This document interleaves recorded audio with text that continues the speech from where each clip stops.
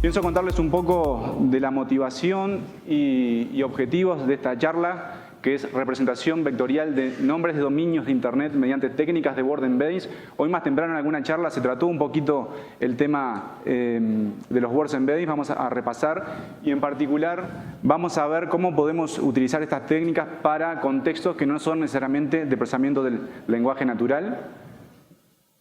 Voy a contar la solución propuesta creando un espacio vectorial de nombres de dominios que va a tener algunas propiedades interesantes. Luego voy a mostrar algunos casos de uso con este espacio vectorial. Y bueno, dejar algunas conclusiones y posibles trabajos futuros. Entonces, esta investigación que realicé la podemos resumir en estas 3 preguntas como objetivos, que son si es posible inferir relaciones semánticas entre sitios de Internet sin conocer a priori el tipo de contenido alojado en cada dominio. Es decir, en este trabajo solamente vamos a analizar trazas de navegación de los usuarios, cómo los usuarios se van moviendo en la web. En ningún momento vamos a acceder a los diferentes contenidos, ¿tá? Y vamos a ver si se pueden aprender patrones de esas trazas de navegación. Vamos a querer también tratar de encontrar alguna medida de similitud entre sitios de Internet. Y nos encantaría encontrar alguna medida que nos dijera, por ejemplo, que un sitio A es similar a un sitio B en un 80, en un 90, en un 75%. Vamos a buscar eso. Y por último, si es posible encontrar otro tipo de relaciones más complejas entre sitios, como pueden ser relaciones análogas entre sitios o sitios visitados en conjunto, por ejemplo. Entonces, bueno, permítame primero dar un breve marco teórico muy pequeño para entender luego sí la solución propuesta. El concepto de Word Embeddings, también conocido como los Word Vectors, la idea es poder representar palabras y o documentos como vectores. ¿Okay? Esto surge hace un tiempo ya en los sistemas de recuperación de información y también en el área del procesamiento del lenguaje natural, cuando nos enfrentábamos a algunas problemáticas, como poder encontrar documentos que tuvieran la misma semántica pero con diferentes palabras. Por ejemplo, supónganse un documento A, Obama habla a los medios en Illinois, y un documento B, el presidente saluda a la prensa en Chicago. Entonces, esos 2 documentos tienen exactamente la misma semántica, pero sus palabras son diferentes. Entonces, ¿qué pasa? Con las técnicas tradicionales, como las Bag of Words, ¿tá? Que tratan un documento como una bolsa de palabras, tenían problemas a la hora de poder recuperar estos 2 documentos como que fueran relevantes para la misma consulta. Entonces, bueno, se ve la necesidad de poder representar palabras y o documentos de alguna forma que pueda capturar la semántica.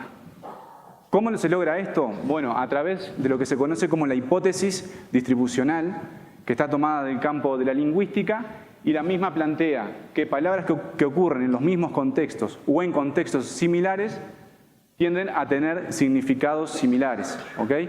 Hay una frase célebre del lingüista John Firth, la cual plantea que deberíamos conocer las características de una palabra por su compañía. Entonces, vamos a ver a través de un ejemplito. Esto es el modelo Word2Vec entrenado que hoy más temprano se había presentado. Pero acá lo que estamos proyectando es en 3 dimensiones los 100 vectores más cercanos a la palabra programador. Y como podemos ver,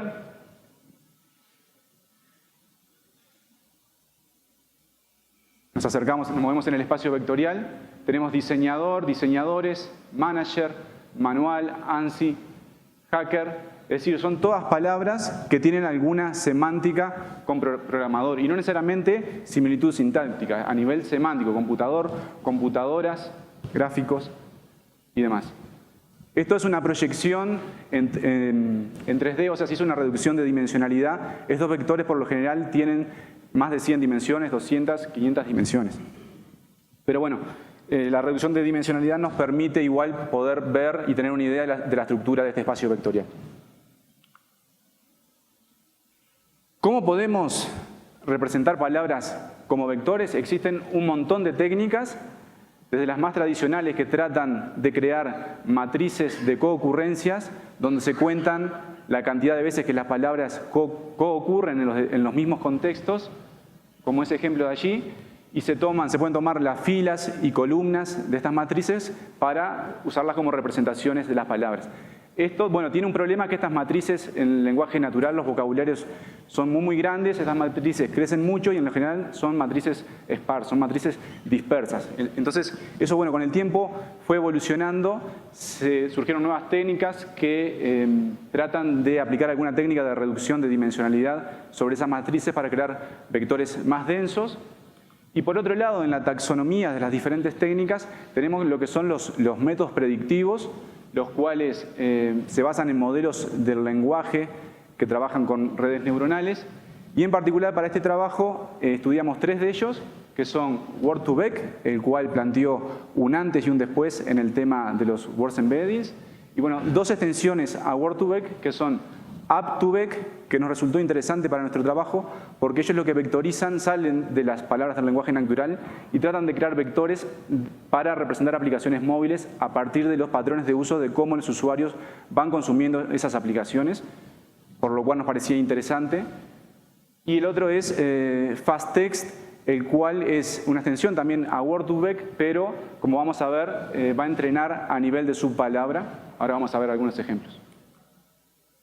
Entonces, para los que no tuvieron en la charla más temprano, creo que fue de Jesús, que mostraba cómo podíamos clasificar películas a partir de géneros de películas a partir de imágenes y sus descripciones, él creo que usó estas mismas 2 imágenes para mostrar las arquitecturas de Word2Vec. Podemos utilizar 2 tipos de arquitecturas, CBOW o SkipBram. En la primera, CBOW, lo que se hace es entrenar una red neuronal dándole como entrada las palabras del contexto y tratar de predecir la palabra central. En la arquitectura SkipBram trabaja de forma inversa. Se le da como entrada a la red neuronal una única palabra y lo que tratamos de hacer es predecir cuáles son las posibles palabras en el contexto de la oración. Veamos un ejemplito, de SkipBram, más concreto. Esta también es una frase bastante usada en la literatura. The quick brown fox jumps over the lazy dog. Y lo que hace SkipBram es tener como una ventana que se mueve de izquierda a derecha escaneando el texto, y en todo momento lo que tenemos es una palabra central y un conjunto de palabras antes y después de esa palabra que van a representar el contexto. En este ejemplo estamos usando contexto de tamaño 2, es decir, 2 palabras antes y 2 palabras después.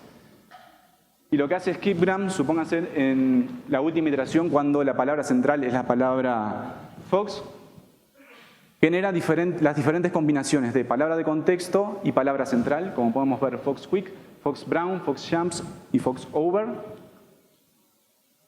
Y lo que hacemos es, por cada uno de esos ejemplos, entrenar nuestra red. La red va a recibir la palabra central como input.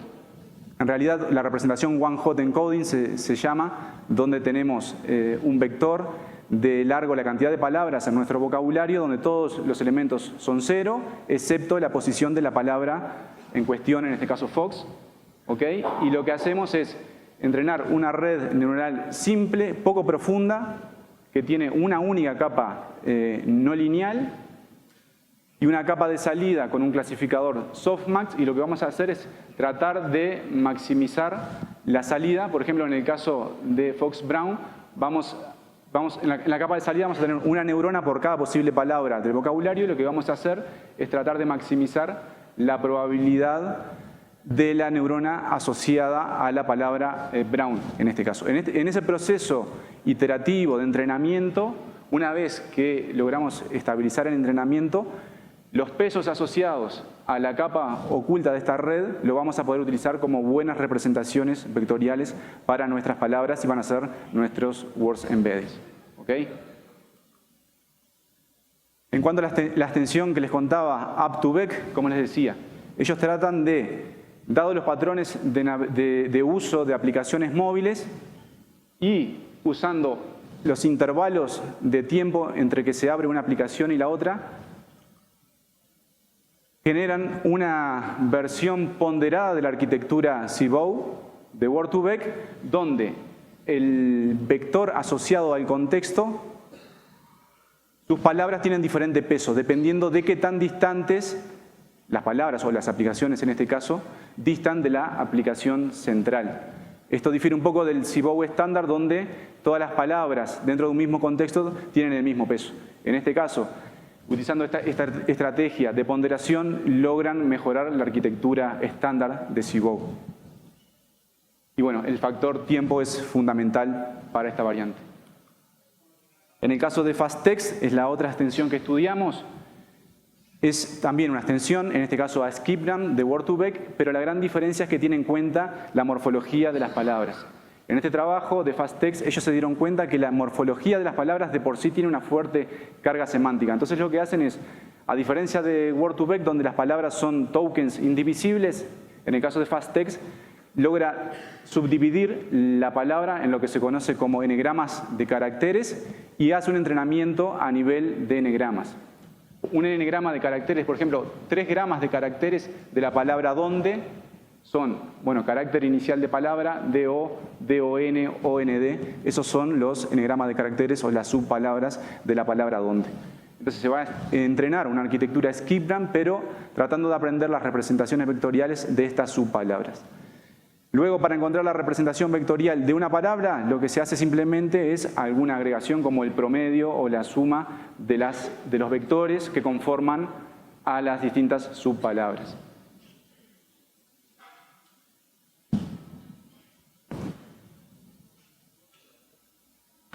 Bien. Bueno, dado este breve marco teórico, ahora sí les cuento cómo utilizamos estas técnicas de Words Embeddings en un escenario diferente al lenguaje natural. Bien, lo primero es que, bueno, todas estas técnicas son técnicas que necesitan un volumen importante de datos para poder entrenar. En nuestro caso, los datos salen de logs de DNS de servidores recursivos. Si recordamos un poco cómo funciona el sistema de resolución de nombres en Internet, nosotros cuando queremos, estamos navegando en nuestro computador y queremos navegar a una página www.ejemplo.com, por ejemplo. Bueno, los protocolos de red sabemos que no trabajan con esos strings y necesitamos de alguna forma resolver ese nombre a una IP numérica. Entonces, bueno, de alguna forma nuestra computadora va a realizar una consulta DNS a un servidor recursivo en la infraestructura del proveedor de servicios de Internet, y ese servidor recursivo va a realizar diferentes consultas iterativas de DNS a otros servidores de DNS que están organizados con una estructura jerárquica y distribuidos geográficamente, desde los roots DNS server, pasando por los top level domain server como los .com, .org, .edu, hasta llegar a un servidor de nombres autoritativo para el nombre de dominio que se intenta resolver. Es en ese proceso de resolución que estos servidores recursivos van traqueando información, como, por ejemplo, el instante en que se realiza la consulta, es decir, fecha, hora, minuto, segundo, milisegundo, la IP anonimizada del usuario que realiza la consulta, el dominio que intenta resolver y el tipo de consulta DNS, si es una resolución de nombre a IP versión 4, a IP versión 6, a servidor de mails, lo que fuese. Para que tengan una idea del volumen de información que manejamos, trabajamos con 3 data centers de Montevideo, 21 servidores, 430 GB de información, total de logs, sin comprimir, o sea que esto es un volumen gigantesco de información. Y al año 2013, esto es importante resaltarlo, que los datos a los que accedimos no son datos actuales, sino del año 2013, y esto, bueno, plantea algunos desafíos a futuro porque, bueno, los sitios en Internet han ido evolucionando bastante, pero teníamos números diarios, 3.5 mil millones de consultas, 58 millones de dominios únicos y 500.000 IP únicas. O sea que es un volumen realmente muy importante. De estos gráficos me interesa resaltar el primero aquí a la izquierda, donde vemos la distribución de los diferentes tipos de consultas DNS y vemos que un 84% de esas consultas son resolución a IP versión 4 y un 10% resolución a IP versión 6. Esto es importante porque, como vamos a ver, en nuestro primer paso del pipeline de preprocesamiento vamos a filtrar y solamente nos vamos a quedar con estos tipos de consultas. ¿Por qué? Bien, porque nos interesa simplemente entender cómo los usuarios navegan por la web. Y bueno, las consultas de resolución a IP versión 4 o a IP versión 6 son los únicos tipos de registros de DNS que nos permiten traquear este tipo de información. Así que el resto de los registros se van a filtrar. El segundo paso que hacemos es filtrar por el tipo de servicio. Esto es importante. Nosotros conocemos los rangos que maneja el proveedor de Internet para IPs residenciales, para IPs móviles, IPs empresariales y demás. ¿Qué pasa? En las IPs, lo que son IP móviles o IP residenciales, la cantidad de usuarios que hay detrás de esas IP es menor, por ejemplo, de lo que puede haber atrás de una IP de una organización donde pueden haber múltiples usuarios saliendo por la misma IP. Esto, bueno, plantea algunas problemáticas en ese caso, porque si queremos entender a partir de los patrones de consumo de los usuarios, si tenemos todas las trazas de navegación mezcladas de los usuarios atrás de una misma IP, eso es un problema. Y por eso, bueno, hacemos este filtro por IP tratando de minimizar ese problema. Sabemos que el problema igualmente lo vamos a poder tener, pero vamos a confiar en que nuestro algoritmo va a ser tolerante a poder entrenar con algún tipo de ruido. ¿Okay? Vamos a hacer una simplificación y vamos a trabajar con dominios. Los subdominios los vamos a simplificar y trabajar con sus dominios principales. Esto es porque existe una fuerte relación semántica entre los subdominios y el dominio principal de un sitio. También vamos a eliminar lo que conocemos como los stops domains, es decir, sitios como Google, Facebook, YouTube, los root servers, son sitios que cualquier usuario lo puede navegar en cualquier contexto de navegación. Entonces no me está dando demasiada información y los puedo eliminar. Vamos a hacer agrupamiento por IP. Luego vamos a eliminar las consultas no ejecutadas por usuarios. ¿Esto qué es? Esto es, supónganse, un usuario accede a una página web, el browser descarga el HTML y ese HTML tiene referencias a contenidos estáticos como pueden ser hojas de estilo, como pueden ser JavaScripts, que pueden estar alojados en otros dominios como una Content Delivery Network, por ejemplo. Y bueno, el navegador en ese caso va a tener que resolver esos otros dominios, pero en realidad no son sitios al que el usuario quiso acceder. Es algo un proceso automático que el navegador tuvo que resolver, pero no fue porque el usuario quiso acceder a esos sitios. Y por lo mismo que decíamos antes, como que queremos entender simplemente los patrones de navegación de los usuarios, ese tipo de consultas automáticas las vamos a querer remover. Encontramos una regla empírica que funciona bastante bien, que es eliminar todo dominio de uno si al menos el 90% de las veces aparece después de un dominio de 2 en una ventana de 3 segundos. Si ocurre esto, podemos decir bueno, que el dominio de 1 en realidad fue consultado automáticamente porque el usuario en realidad lo que hizo fue acceder al dominio de 2 y este tipo de dominios también los podemos eliminar de nuestras trazas. Vamos a hacer una simplificación en el path de navegación y cuando un usuario de repente recarga la página varias veces y en la traza de navegación tenemos ocurrencias repetidas del mismo dominio, las vamos a simplificar, vamos a dejar una única ocurrencia por dominio. Y un último paso que es importante, que es partir las trazas largas de navegación de un usuario en trazas pequeñas. Esto tiene dos objetivos. Por un lado, con esto vamos a tener el análogo al contexto en la lingüística. En nuestro caso, el contexto acá va a estar dado por el conjunto de páginas, sitios que un usuario consume en un intervalo pequeño de tiempo. Y nuestra hipótesis es que dominios que se consultan cercanos en el tiempo tienen alguna relación semántica, al menos si analizamos los grandes volúmenes de datos. También tener trazas pequeñas de 5 minutos nos va a permitir reducir el problema que les decía del filtro de tipo de servicio que muchos usuarios podían salir detrás desde una misma IP. Bueno, si analizamos trazas en intervalos pequeños de tiempo, también vamos a estar minimizando ese problema. Bueno, después de realizar todo este pipeline de preprocesamiento, nos quedamos con 1.4 millones de dominios únicos. Y lo que observamos es que los 40.000 dominios más populares acumulaban el 88% de las consultas. Entonces, bueno, decidimos también hacer una simplificación y pasar a trabajar con los 40.000 dominios más populares, porque esto nos va a permitir ejecutar los algoritmos de Words Embeddings de forma mucho más eficiente, poder reentrenar varias veces, hacer tuneo de hiperparámetros, comparar diferentes modelos y demás, manteniendo casi el 90% de la totalidad de las consultas. Bueno, resumiendo acá, esto es la evolución de entrenamiento para los diferentes modelos evaluados con la métrica de Mean Average Precision. Vemos que el modelo de FastText es, digamos, un claro vencedor, superando ampliamente a lo que es Word2Vec con SkipRAM, las variantes de CBOW, ya sean en App2Vec como el CBOW estándar, y también versus un modelo de línea base que construimos, que fue un modelo basado en popularidad, es decir, calcular los similares a un dominio como un subconjunto de los dominios más populares. Entonces, bueno, decidimos usar FastText. Bueno, ahora la parte un poco más interesante de esto es ¿para qué nos sirve este modelo de espacio vectorial que vamos a construir usando FastText? Por ejemplo, para hacer recomendaciones de sitios similares.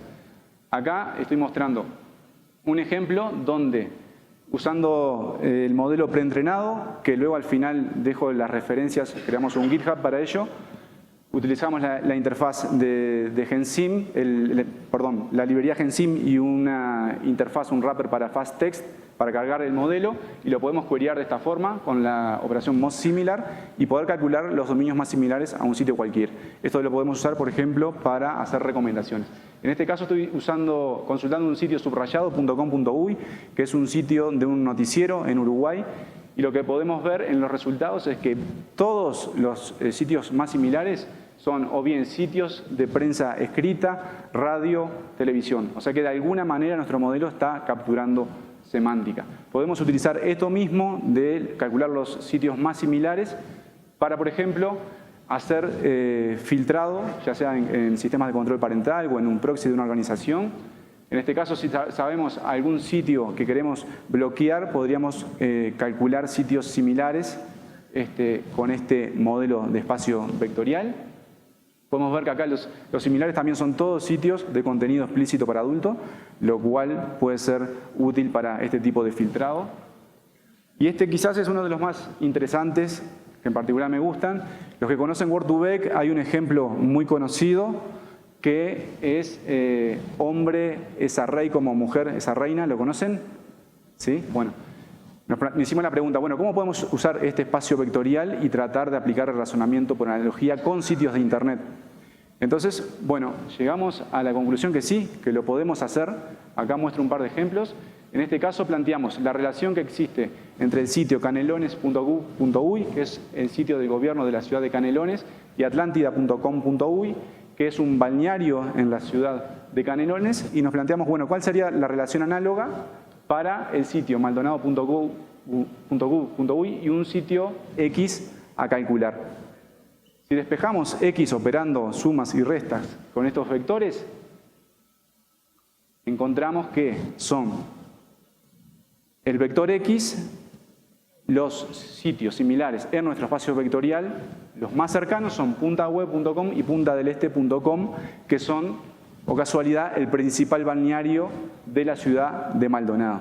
Entonces, de esta manera, a través de este ejemplo, vamos a ver que podemos utilizar el espacio vectorial para lo que es razonamiento por analogía. En este segundo ejemplo, planteo el sitio maldonado.gov.uy y puntashopping.com.uy, que es un centro comercial de la ciudad de Maldonado. Y bueno, ¿cuál sería la relación análoga entre montevideo.gov.uy y un dominio X?